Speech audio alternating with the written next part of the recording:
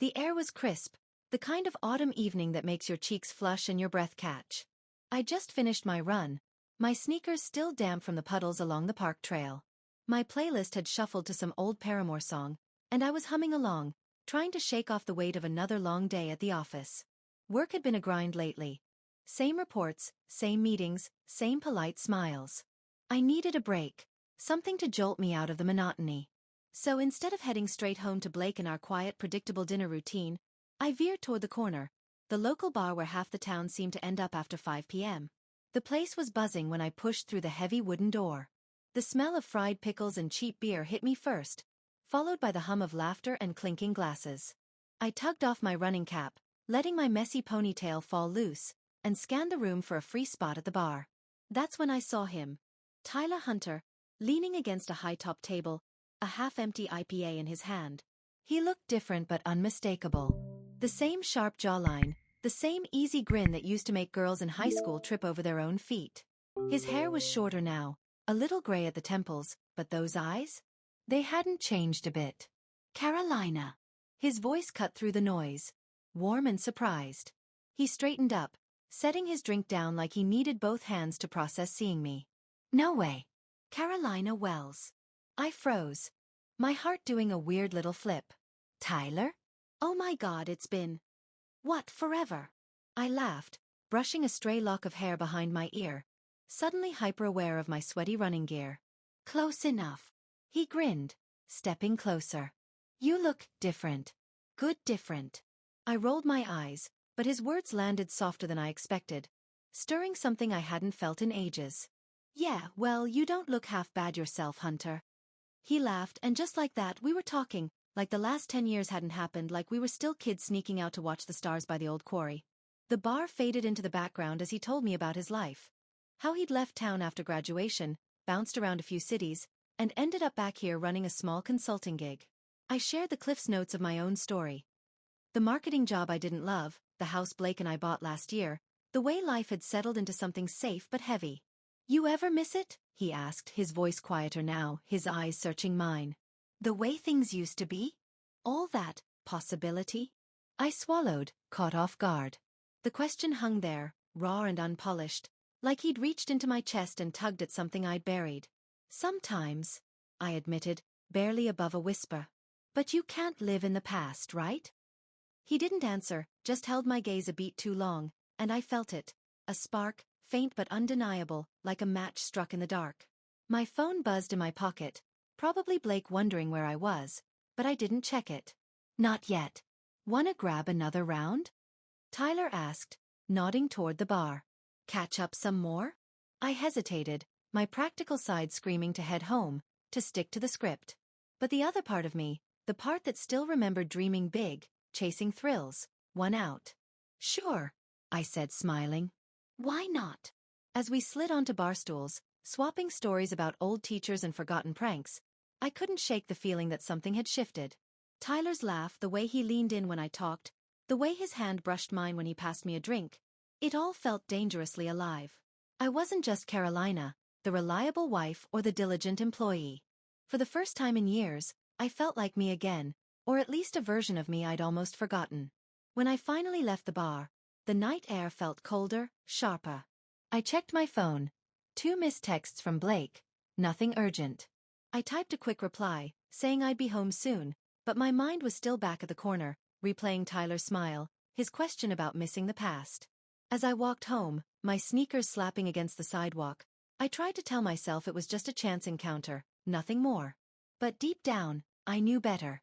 That spark, that tiny flicker of something reckless and real, it wasn't going away. And part of me didn't want it to. The next few days were a blur of routine. Coffee brewed too weak, emails piling up, Blake's quiet grunts over dinner about his latest work project. But Tyler's face kept sneaking into my thoughts, uninvited. The way he'd leaned closer at the corner, his voice low and teasing, like he knew something about me I'd forgotten. I tried to shake it off, chalk it up to nostalgia, but it clung to me like damp clothes after a run. I was at my desk, staring at a spreadsheet that refused to balance, when my phone pinged. A text from an unknown number. Hey, it's Tyler. Ran into you at the corner. Wanna grab coffee sometime? Catch up more? My stomach did a quick somersault.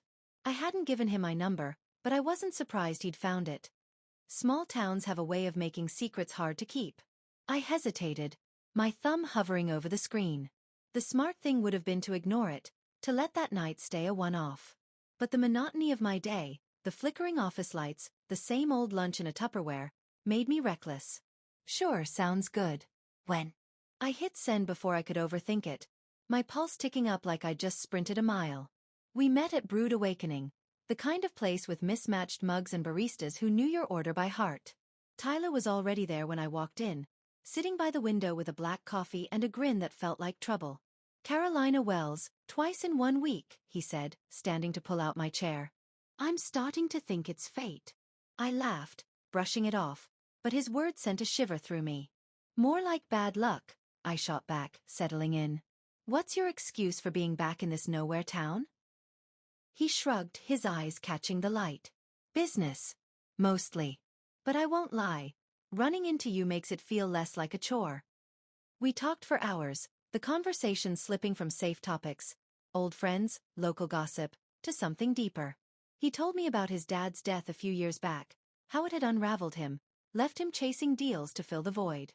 I found myself opening up too, admitting how trapped I felt sometimes, like I was living someone else's life. "I used to want so much more," I said, stirring my latte, the foam long gone. "Now I'm just a here." "You're not just anything," he said, his voice firm, like he believed it more than I did. "You're still the girl who'd climb the water tower on a dare, Carolina. She's in there somewhere." His words hit harder than I expected, waking up a part of me I'd buried under years of compromise. I glanced at my watch. 2 hours had passed, and I hadn't even noticed. "I should go," I said, but I didn't move. "Already?" He leaned forward, his hand brushing mine on the table, just for a second. "Come on, stay. Tell me one more thing you miss about the old days." I should have left. I had a meeting in an hour, Blake waiting at home, a life that didn't include flirty coffee dates with ex-classmates. But I stayed, and we kept talking, about dreams we'd abandoned, risks we'd never taken. Every word felt like a step closer to something dangerous, something I couldn't name but couldn't ignore. The days after that, Tyler became a quiet hum in my life. A text here, a bump into him at the diner there. Each time, our talks got longer, heavier, like we were peeling back layers we'd both forgotten existed. One night, I was at the corner again, grabbing a burger after work, when he slid into the booth across from me. "You're making this a habit," he said, stealing a fry from my plate. "Maybe you're the one stalking me," I teased, but my laugh was nervous, unsteady. His knee brushed mine under the table, and I didn't pull away. "You okay?" he asked, his voice softer now, like he could see the storm brewing in my head. "You seem, I dunno, like you're carrying something heavy." I wanted to tell him everything. How Blake's silences at home felt louder every day, how I was scared I'd forgotten how to want anything real. Instead I shrugged. "Just life, you know?" He didn't push, but his eyes held mine steady and warm, like he saw through the lie.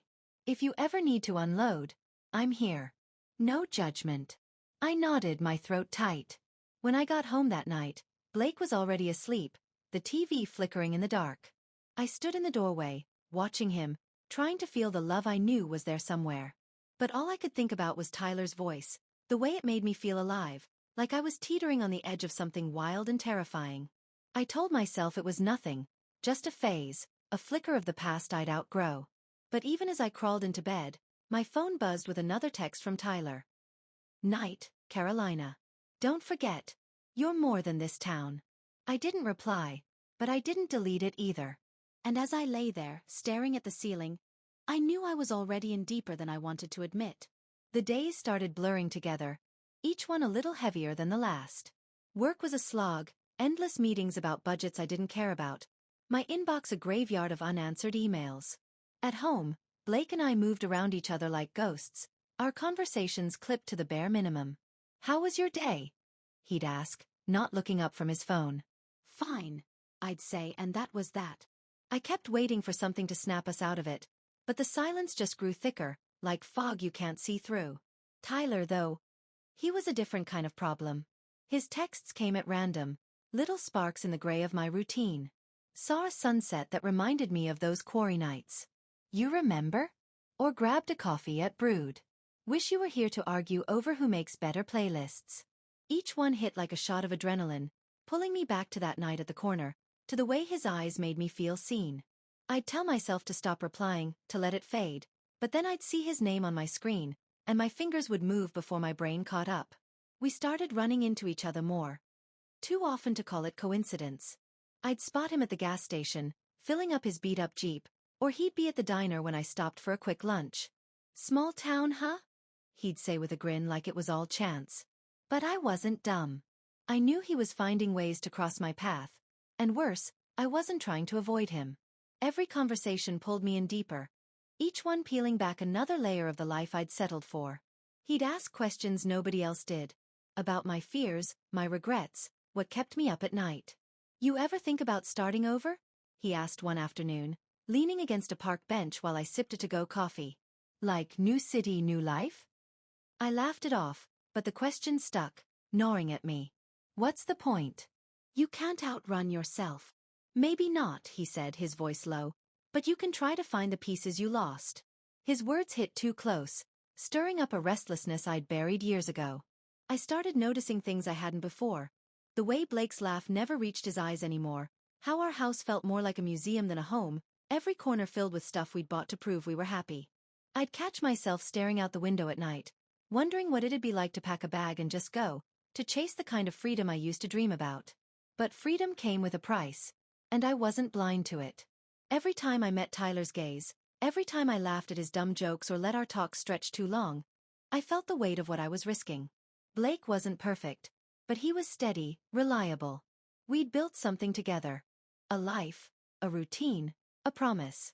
What was I doing, flirting with a guy who'd probably leave town again the second things got messy? I'd lie awake at night, my mind spinning, torn between the comfort of what I knew and the pull of something I couldn't name.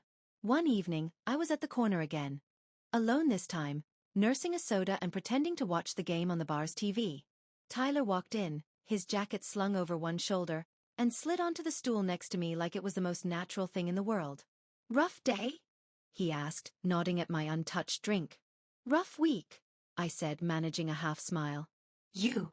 He shrugged, but his eyes didn't leave mine. Better now.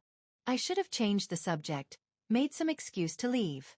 Instead, I let him order us a plate of nachos, let the conversation drift to things that felt too personal.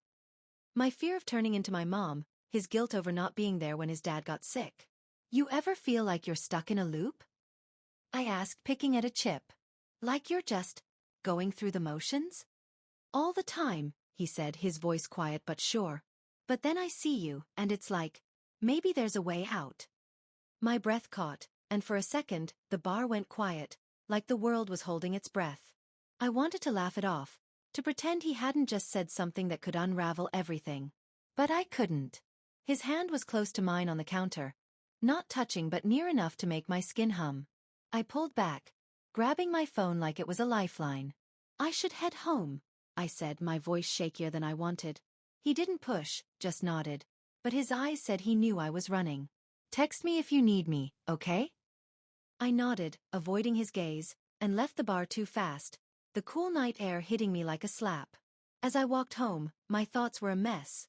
Tyler's voice, Blake's silence, the life I was supposed to want versus the one I couldn't stop imagining. I told myself I could handle it, keep it under control. But deep down, I felt the storm building, wild and unstoppable, and I wasn't sure I'd make it through unscathed.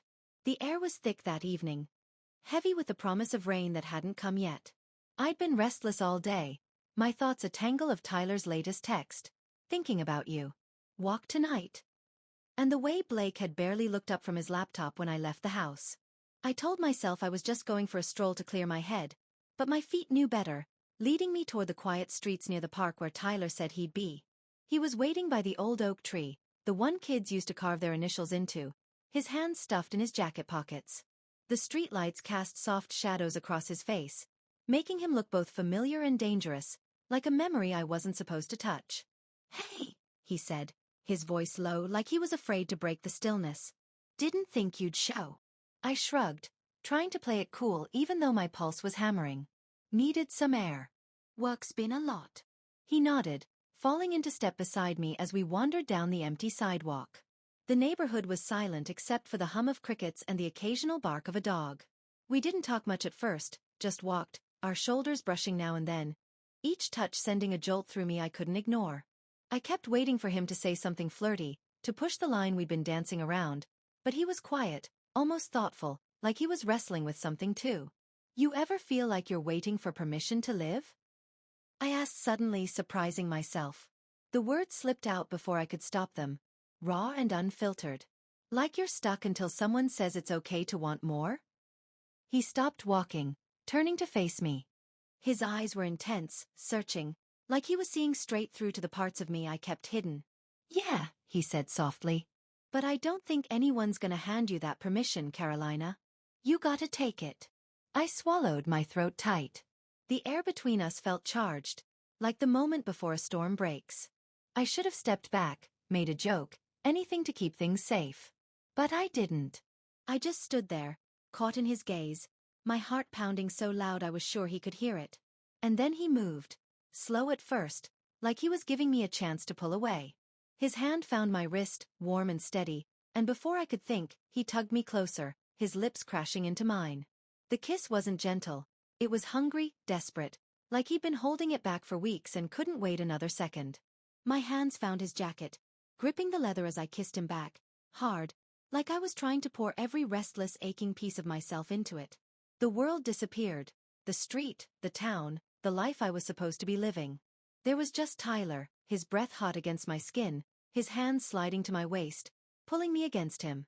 It felt like a door I'd locked years ago had been blown wide open, letting out everything I'd tried to bury. Dreams, desires, the girl I used to be who wasn't afraid to want. For those few seconds, I wasn't Blake's wife or the office drone or the woman who'd settled. I was alive, electric, unstoppable. When we finally broke apart, my lips were tingling, my breath ragged. Tyler's forehead rested against mine. His eyes half closed, like he was trying to hold on to the moment. Carolina, he whispered, his voice rough. I've wanted to do that since I saw you at the corner. I couldn't speak, couldn't think. My body was screaming to kiss him again, to lose myself in whatever this was, but my brain was catching up, sounding alarms. Blake, home. Promises. I stepped back, my hands shaking as I tucked a strand of hair behind my ear. I need to go, I stammered, my voice barely audible. He didn't argue, but his eyes followed me, heavy with something I couldn't read. Want, regret, maybe both. You know where to find me, he said, and it sounded like a challenge. I turned and walked away, my sneakers scuffing against the pavement, my heart still racing. The kiss played on repeat in my head, every detail sharp and searing. His taste, his heat, the way it felt like coming alive and falling apart at the same time. By the time I got home, Blake was in the living room, flipping through channels, oblivious. Good walk? He asked, not looking up. Yeah, I lied. My voice steady even though I felt like I was unraveling. I slipped past him, locking myself in the bathroom. In the mirror, my cheeks were flushed, my eyes too bright, like I was someone else entirely. I splashed cold water on my face, trying to wash away the guilt, the thrill, but it clung to me, stubborn and sharp. That night, I lay awake next to Blake, his soft snores filling the dark. I kept seeing Tyler's face, feeling his lips, hearing his voice daring me to take what I wanted. The past and present were colliding, messy and unstoppable, and I knew I was standing on the edge of something I couldn't come back from. The worst part? Part of me didn't want to. The days after that kiss were like walking on a tightrope, every step a gamble between falling and flying. I told myself it was a one-time thing, a slip I could bury and forget. But Tyler's texts kept coming. Missed you at the diner today or can't stop thinking about last night, and each one was a pull I couldn't resist.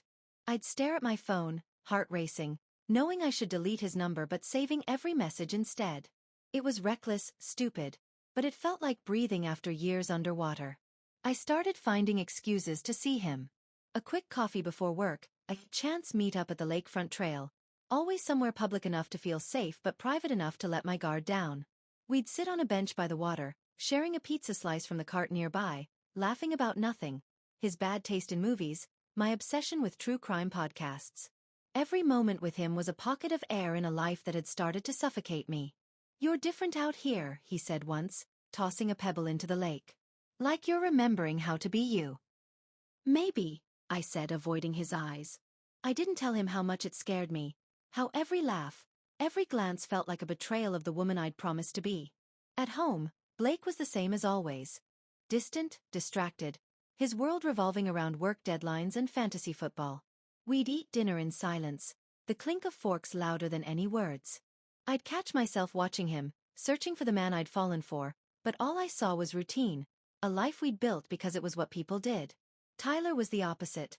Unpredictable, alive, like a fire I couldn't stop reaching for. One night, we ended up at the corner again, tucked in a back booth with a basket of fries between us.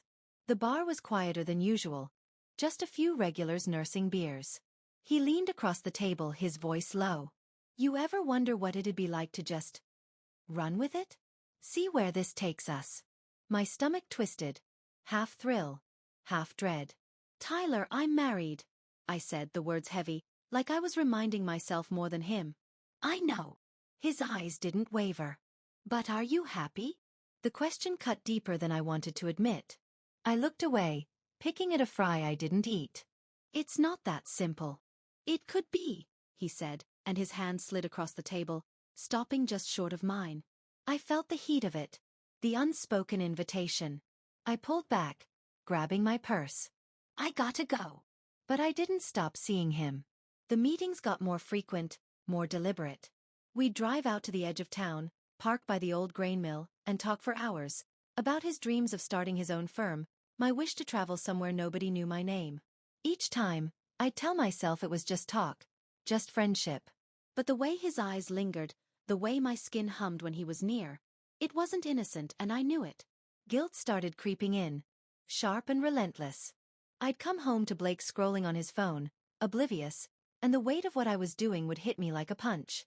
I'd lie in bed, staring at the ceiling, replaying every moment with Tyler, the way he'd brush my hair behind my ear, the way his laugh made my chest ache. I'd promised myself I'd end it, cut him off, but then morning would come, and his name would light up my phone, and I'd be right back where I started. One afternoon, we were walking along the lake, the sun low and golden, when he stopped and turned to me. Carolina, I'm not trying to mess up your life, he said, his voice rough, like it cost him to say it. But I can't pretend I don't want more. I see you and it's like I'm waking up. I froze, my throat tight. I wanted to tell him to stop, to take it back, but part of me was screaming to say yes, to let myself fall. Instead I mumbled, I need time, and walked away, my heart pounding so hard I thought it'd break. That night, Blake was late again, some work thing he didn't explain. I sat on the couch, a glass of wine untouched, my mind a mess. Tyler was a refuge, a glimpse of something I'd lost, but every step toward him was a step away from the life I'd built. I looked around our living room, the framed photos, the throw pillows we'd argued over at Target, and it felt like a stranger's house. I wasn't sure who I was anymore, or who I wanted to be. All I knew was that I was living two lives, and the longer it went on, the harder it'd be to keep them from crashing. Rain was coming down in sheets that night, the kind of storm that makes the world feel small and urgent. I'd been on edge all day, my thoughts a tug-of-war between Tyler's latest text. Meet me tonight? Need to see you. And the way Blake had left for work without a word. His briefcase snapping shut like a verdict. I told myself I'd stay home, focus on the laundry piling up, but the quiet of the house was suffocating, pushing me out the door and into the downpour. Tyler was waiting under the awning of the Quick Mart, the neon sign buzzing above us, casting his face in flickers of red and blue. He looked different tonight. Less playful, more determined, like he'd made up his mind about something. You came, he said, his voice cutting through the rain's steady hiss. He stepped closer, water dripping from his hair, and I caught the faint scent of his cologne, sharp against the damp air. Couldn't stay away, I admitted, half laughing, but the truth in it made my chest tighten. I was soaked, my hoodie clinging to my skin, but I didn't care. Being near him felt like standing in the eye of a storm. Wild, alive, reckless. He grabbed my hand, pulling me under the awning's shelter, but the space between us was electric, impossible to ignore. You're shivering, he said, his thumb brushing my wrist. His touch was warm, grounding, and before I could think better of it, I leaned closer, drawn to him like gravity. Tyler, we can't. I started, but the words died when his lips found mine. This kiss wasn't like the first one. Tentative and searching. It was fierce, deliberate, like he was claiming something we'd both been circling for weeks. The rain pounded around us, cars splashing through puddles, but all I felt was him.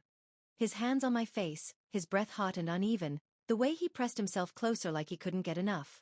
I kissed him back with a hunger I didn't recognize, my fingers curling into his jacket, the world blurring into nothing but us.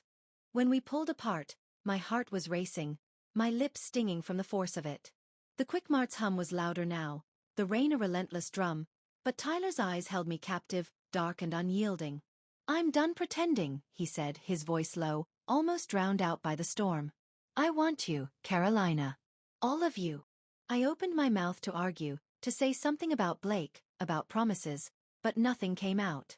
My life, the safe, predictable one I'd built, was cracking apart, and this moment, this man, was the fault line. I felt like I was standing on the edge of a cliff, the ground crumbling beneath me, and instead of stepping back, I wanted to jump. "We shouldn't be doing this," I said finally, but my voice was weak, unconvincing even to me. I was still too close, his hand still on my arm, his warmth pulling me in. "Then why are you here?" he asked, not accusing, just honest. His eyes searched mine, and I had no answer, not one I could say out loud. Because the truth was, I didn't know who I was without this, without him, without the way he made me feel like I could burn down my whole life and start over. I stepped back, rain slipping down my face, mixing with the heat of my skin. "I need to think," I said, turning away before I could change my mind. He didn't follow, but I felt his gaze on me as I walked into the storm, my sneakers splashing through puddles, my thoughts a chaotic swirl. When I got home, Blake was still out, the house dark except for the glow of a streetlight through the blinds. I peeled off my wet clothes, my body buzzing like I'd been shocked. In the shower, I stood under the hot water, trying to wash away the guilt, the want, but Tyler's kiss lingered, a brand I couldn't scrub off. I kept seeing his face, hearing his voice. "I want you, Carolina," and it was like a match struck in my veins, setting everything alight. I dried off, pulled on sweats, and checked my phone. A new text from Tyler. I meant what I said. "I'm not going anywhere." My thumb hovered over the screen, torn between deleting it and typing back. I didn't do either, just set the phone down, my hands shaking. Blake's key turned in the lock a half-hour later, his footsteps heavy in the hall. "You're up late," he said, glancing at me on the couch, his tone flat, like he didn't really care. "Couldn't sleep," I said, avoiding his eyes. He nodded, grabbing a beer from the fridge, and disappeared into the den. I sat there, the silence louder than the storm outside, knowing I'd crossed a line tonight, one I couldn't uncross. Tyler wasn't just a fling or a memory anymore. He was a choice, a risk, a fire I was letting burn closer to everything I'd built. And as scared as I was, part of me wanted to see how far it could go. The high from that rainy night carried me for days, like a drug I couldn't quit. Tyler's kisses, his words, "I want you, Carolina," played on a loop in my head, drowning out the hum of my regular life. I'd catch myself smiling at nothing, my skin tingling with the memory of his hands, even as I sat across from Blake at breakfast, passing him the cream like everything was fine. But the guilt was there too, sharper now, a blade I couldn't dodge. Every time I lied to Blake about where I'd been, another late meeting, another walk with Emily, it cut a little deeper, leaving me raw. Tyler and I kept meeting, stealing moments wherever we could. A dive bar on the edge of town, a quick drive to the overlook where the city lights flickered like stars. Each time, I told myself I'd end it, set boundaries, but then he'd look at me with those eyes, like I was the only thing that mattered, and I'd fold. He had a way of making the world feel small, like it was just us against everything else. "You're wasting yourself in that cubicle," he'd say, sprawled across a picnic table one night, the lake dark behind us. "You're meant for bigger things, Carolina. Always were." His words were a lifeline, pulling me toward a version of myself I'd almost forgotten. One who dreamed, who dared. But something started to nag at me, a quiet unease I couldn't shake. Tyler was charming, sure, but he was cagey too. He'd dodge questions about his work, his plans, brushing them off with a grin and a change of subject. "Let's not talk shop," he'd say, leaning in to kiss me, and I'd let it go, too caught up to push. Then came the night at the corner that changed things. I was there with Emily, picking at a basket of onion rings, when she dropped a bomb. You hear about Tyler Hunter? She said, sipping her soda, her tone casual but pointed. Word is he's been cozying up to half the town's big shots. Networking, you know? Using old connections to get his foot in the door. I froze, my stomach twisting. What do you mean, using connections? She shrugged, but her eyes were sharp, like she knew more than she was saying. Just what I heard. He's been seen with guys like Mark Reynolds, the developer. Apparently, Tyler's pitching some big project, schmoozing anyone who'll listen. Guess he's not as laid back as he seems. The words hit like a slap, but I played it cool, forcing a laugh. Sounds like small-town gossip to me. Maybe, she said, but her look lingered, like she was waiting for me to crack. I changed the subject, babbling about work, but my mind was racing. Tyler had mentioned meetings, sure, but always vaguely, consulting gigs, nothing concrete. I'd assumed he was just private, not calculating.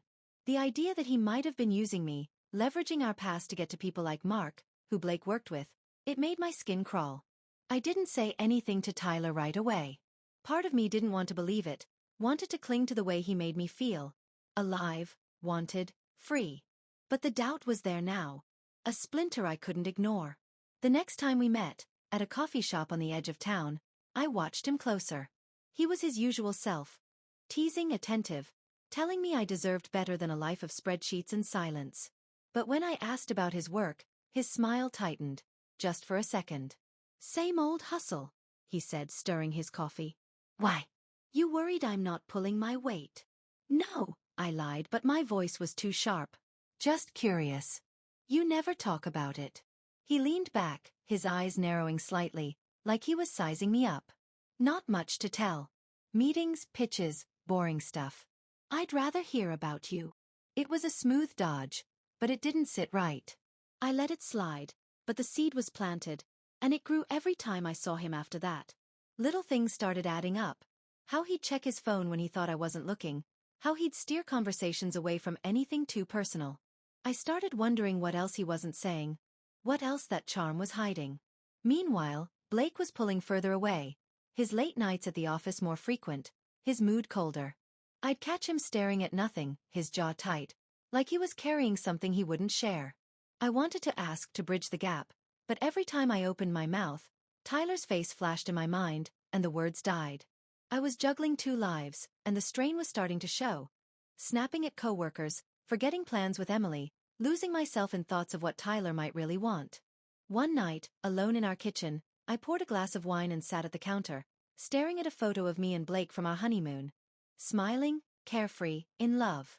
I barely recognized us.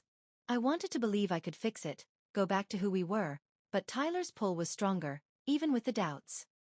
He was a risk I shouldn't take, a fire I shouldn't touch, but I was already burning, and the truth was closing in faster than I could run. The air in our house felt stale, like it was holding its breath. Blake's late nights were a pattern now. Home after 10, eyes avoiding mine, his work excuses flimsier each time.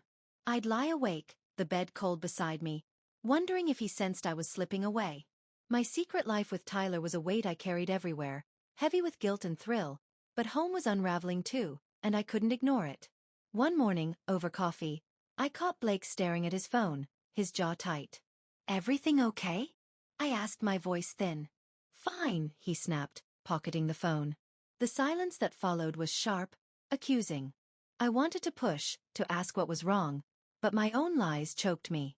How could I demand truth when I was hiding so much? Emily's words at the mall didn't help. Blake's been weird, right? She said, browsing clearance racks. I saw him at that new bar downtown, alone, looking off. You too good. My stomach dropped. Yeah, just work stress, I lied, but her raised eyebrow said she wasn't buying it. The idea of Blake seeking someone else twisted the knife. Was he escaping too? My double life was fraying my nerves, and now I wondered if Blake had his own secrets. With Tyler, things were shakier. His charm felt thinner since Emily's gossip about his networking. When we met at the lake, I pressed him. What's the deal with Mark Reynolds? I asked, watching his face. He shrugged, too casual. Just business. Why? People talk, Tyler. They say you're using folks to climb. His eyes flashed, defensive. And you believe that? Come on, Carolina. I didn't know what to believe. Every kiss felt real, but doubt gnawed at me. At home, Blake's coldness grew, our talks reduced to logistics. Bills, groceries. I was living two lies, each pulling me further from who I thought I was. The tension was a tightrope, and I was losing my balance, terrified of what I'd find when I fell. The bubble I'd built around Tyler and me burst at the corner, where secrets never stay buried. I was there alone, picking at fries, when Jake, Blake's old buddy, sat down, his face grim. You and Tyler, huh? He said, voice low. Heard he's using you to get to guys like Reynolds, bragging you're his ticket up. My stomach dropped, but I played it off. That's just talk, Jake. He didn't flinch. Talk's got truth sometimes. Watch yourself. He left, and I sat there, fries untouched, his words sinking in. Tyler's vague job talk, his slick charm, it added up. I felt like a fool. I met Tyler at the lake. Anger burning. You using me for deals? I demanded. He tensed, eyes dodging mine. Who's saying that? It's not true. Then why's your name tied to Blake's boss? I pushed.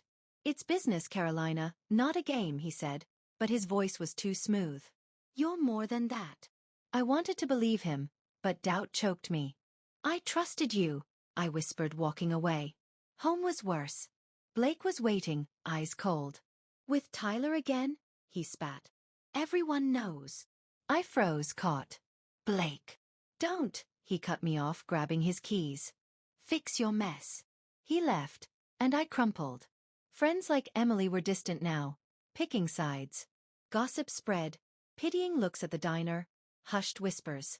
Tyler's lies, Blake's rage, my own blindness, it all crashed down, leaving me alone, wondering who I'd become. Everything I'd clung to was gone.